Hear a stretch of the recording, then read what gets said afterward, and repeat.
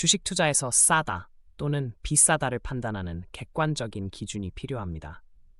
PER, PBR, ROE는 기업의 가치를 평가하는 핵심 지표로 이 비디오에서는 세 가지 지표를 단계별로 이해하고 실제 투자에 적용하는 방법을 알려드립니다.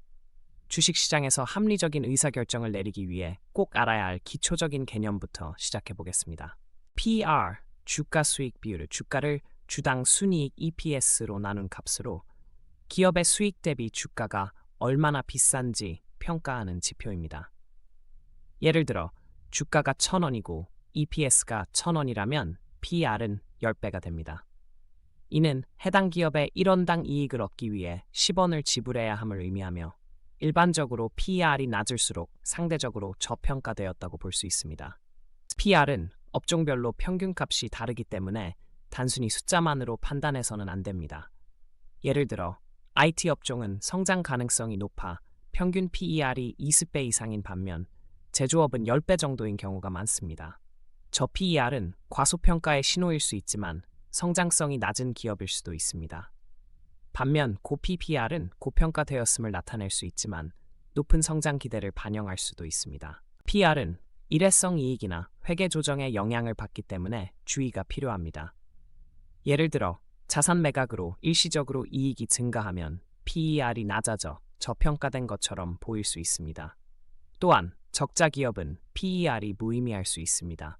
따라서 PER만으로 투자 결정을 내리기보다는 다른 지표와 함께 종합적으로 분석하는 것이 중요합니다.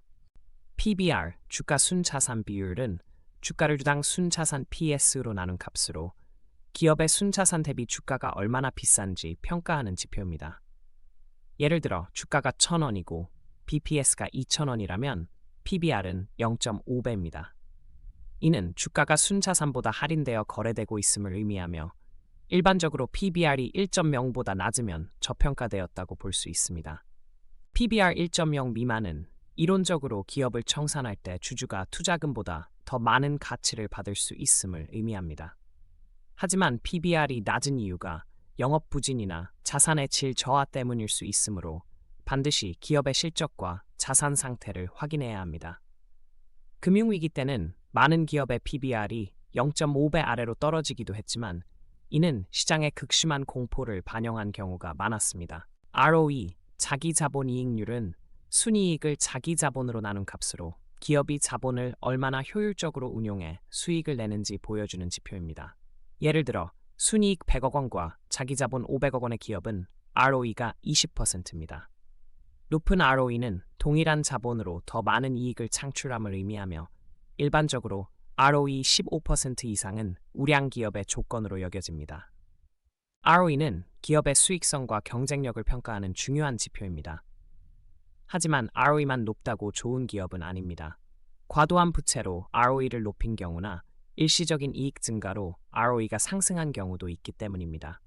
따라서 ROE의 지속성과 더불어 부채 비율 등 다른 재무제표 항목도 함께 확인해야 합니다. 안정적으로 높은 ROE를 유지하는 기업은 장기적으로 주가 상승 가능성이 높습니다. PR, PBR, ROE를 종합적으로 분석하면 더 정확한 기업 평가가 가능합니다. 이상적인 조합은 저PER, 저평가, 저PBR, 안정성, 고ROE, 수익성입니다. 예를 들어 PER 10배 이하, PBR 1.0배 미만, ROE 15% 이상인 기업은 잠재적 저평가 우량 기업일 가능성이 높습니다. 반면 고PER, 고PBROE는 고평가 리스크가 있을 수 있으므로 주의가 필요합니다. 삼성전자의 최근 재무제표를 바탕으로 PER, PBR, ROE를 계산해 보겠습니다. 주가 70,000원 기준 EPS 5,000원이면 PER은 14배, BPS 80,000원이면 PBR은 0.875배, 순이익 30조 원과 자기자본 200조 원으로 ROE는 15%입니다. 이 경우 PBR은 1.0 미만으로 저평가되었으며 ROE는 우량 기업 기준을 충족합니다. 하지만 반도체 업종 평균 PER이 2배임을 고려하면 PER 측면에서 더 성장 가능성이 있을 수 있습니다. PR, PBR, ROE는 절대적인 기준이 아닙니다. 업종별 특성을 반드시 고려해야 합니다. 예를 들어 성장성이 높은 바이오 기업은 평균 PER이 높을 수 있고 자산 집약적인 철강업은 PBR이 낮을 수 있습니다. 또한 경제 상황과 산업 주기에 따라 적정 수준이 변할 수 있으므로 항상 최신 정보와 장기적인 관점에서 분석해야 합니다. 단기적인 지표 변동에 현혹되지 않도록 주의하세요. 오늘 우리는 수익성 평가, PBR, 자산 가치 평가, ROE 수익효율성 평가라는 세 가지 핵심 지표를 배웠습니다. 기억하세요. 단일 지표보다는 세 가지를 종합적으로 분석하고 업종 특성과 경제 상황을 고려해야 합니다. 이 지표들은 마법의 공식이 아닌 합리적인 투자 결정을 위한 도구일 뿐입니다. 지속적인 학습과 꾸준한 분석이 성공적인 투자로 이끌 것입니다. 시작이 반이라는 말처럼 오늘부터 이 지표들을 적용해 보세요.